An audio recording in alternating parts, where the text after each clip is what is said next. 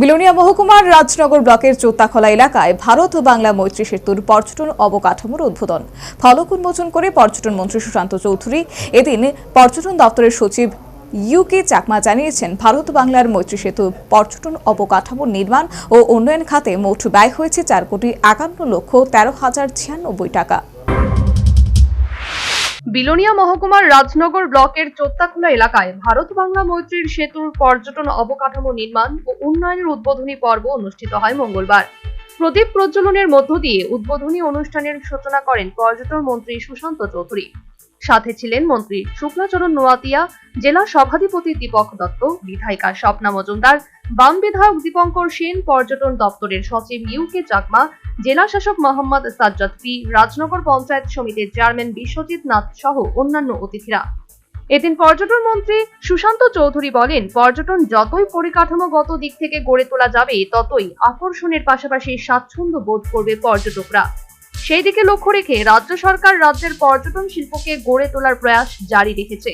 ছবিমুড়া, পিলাক, কৃষ্ণা অভয়ারণ্য, মৈত্রী সেতু সহ রাজ্যের বিভিন্ন প্রান্তের পর্যটন ক্ষেত্রগুলোতে ভিন্ন আঙ্গিকে গড়ে তুলে বিশ্ব দরবারে তুলে ধরার রাজ্য সরকার প্রয়াস জারি রয়েছে। আগামী 1.5 বছরের মধ্যে রাজ্যের পর্যটন শিল্পকে বিশ্বের দরবারে নিয়ে যাওয়া হবে। রাজ্যে পর্যটন শিল্প যতই উন্নত হবে, পর্যটকদের আগমন বাড়বে এবং আর্থিক সমৃদ্ধিও ঘটবে। এলাকার যুবকদের কর্মসংস্থানের সুযোগ ঘটবে। পাশাপাশি কিছু দিনের মধ্যে পর্যটন ক্ষেত্রগুলিতে টুরিস্ট গাইড নিয়োগ করা হবে।